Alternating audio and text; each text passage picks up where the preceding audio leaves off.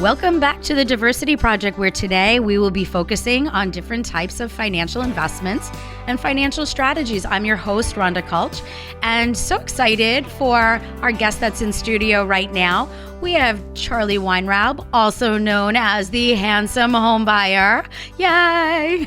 Thank you. Good to see you as always. Thank you for having me. So, today we're talking, because I know I invited you onto the show, doesn't mean you actually know what this segment is about.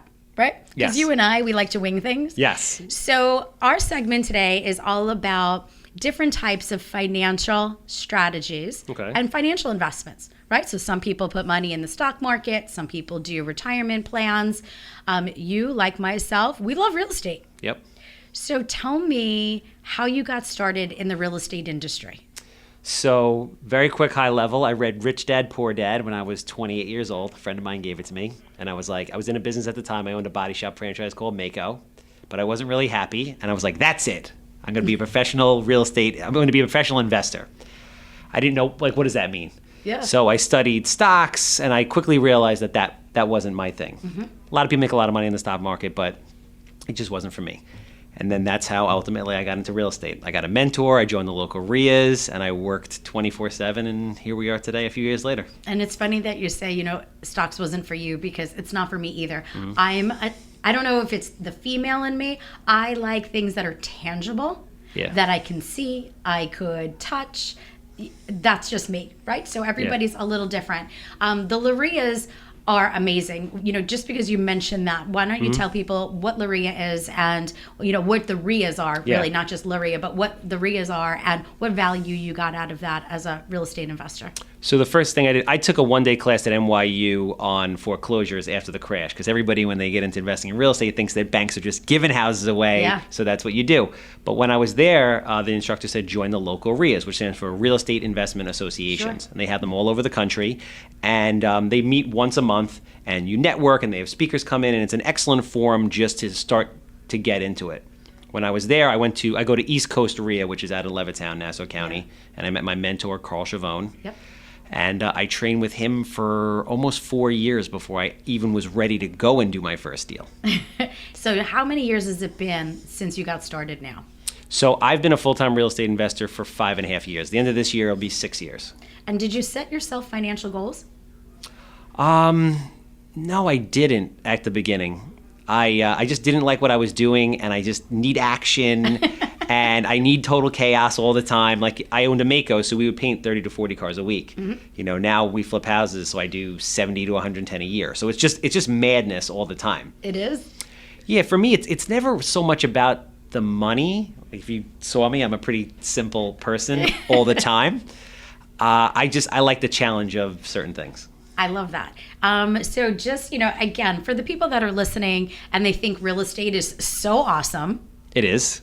It can be. It's a lot of work and requires a lot of education. It does. I just want to hear about, and again, we never want to say I had an epic fail. Tell me, just give me like one or two things that you've experienced, because I know I have a list. Yeah. One or two things you've experienced so that people who are thinking about jumping into the real estate market don't jump in thinking everything's roses.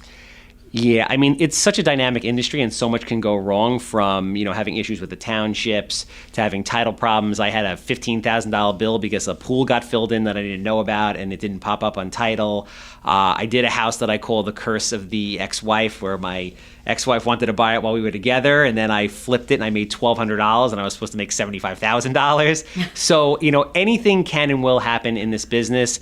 I mean, just the price of lumber has gone up 3 times in the last 3 months. You can't go into this thing not being educated, and you can't go in on slim margins, because it's just way too risky. Spend the time, spend the money, get educated, and it'll change your life forever. But you have to be willing to give that time and be dedicated to the process versus being like, I'm going to flip a house and make $50,000 tomorrow. You and I know it doesn't work that way. It doesn't. There's plenty of people out there that will tell you that it does. I mean, we both know that being in real estate can become very lucrative, but you really, again, it's like anything else. You really need to learn your trade and your craft. Yes. So now, tell me, what types of properties do you find most interesting for your portfolio? So I cast a very, very, very wide net. And when I got into real estate, I quickly realized that if I was going to be invested all the time, or my investors were going to be invested all the time because I raise private money, that I need to be as diversified as possible. So after this, I'm going to look at a single family house in Bellport that will end up being a Section 8 rental. We're building new construction. I'm doing 2 assisted living facilities. I'm doing a Starbucks right now. I do anything and everything that makes money. So when you, and you just said something interesting, because you just switched from residential to commercial. Yes. In a 10-second gap.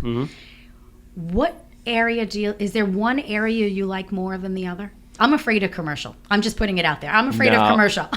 See, I'm the type of person that gets bored very easily. So once I feel like, once I feel like I've mastered something by my standpoint, I want to move on to something else. So my ultimate goal is to have a private equity fund. That's where I feel like I'm playing at the highest level and I've mastered what I'm doing.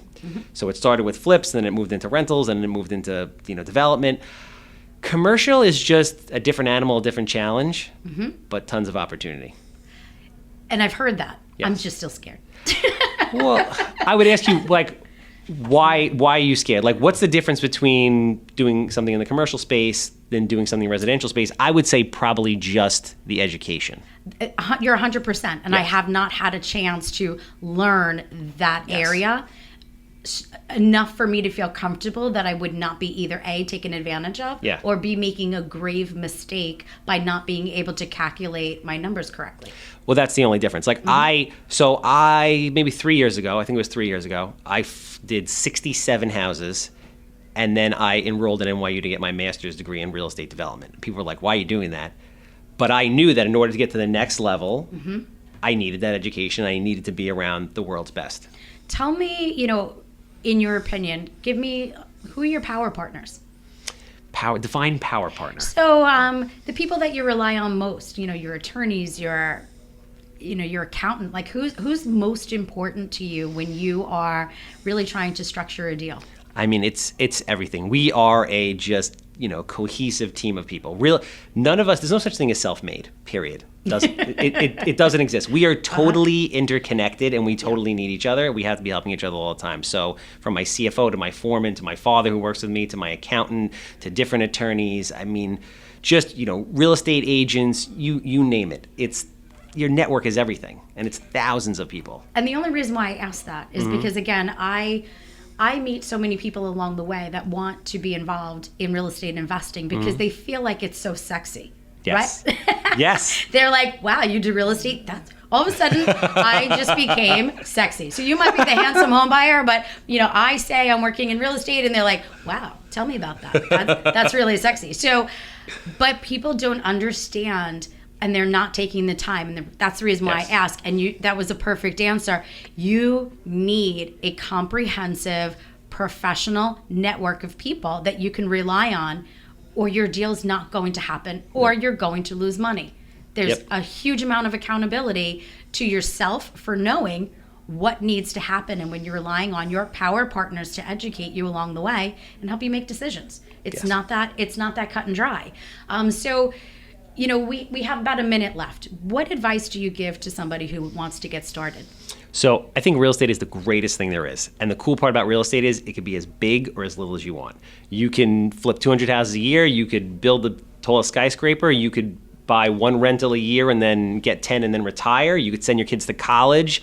Whatever it is, you need to get the education. You need to be attached to the process and not the outcome. You need to invest in the time. You need to put a year or 2 or 3 into it, and I guarantee you it'll change your life, but you have to be willing to do that. Awesome. So your information and access to you will be available on our website, of course, with your permission, just so that if people want to get in touch with you, maybe they have a house to sell.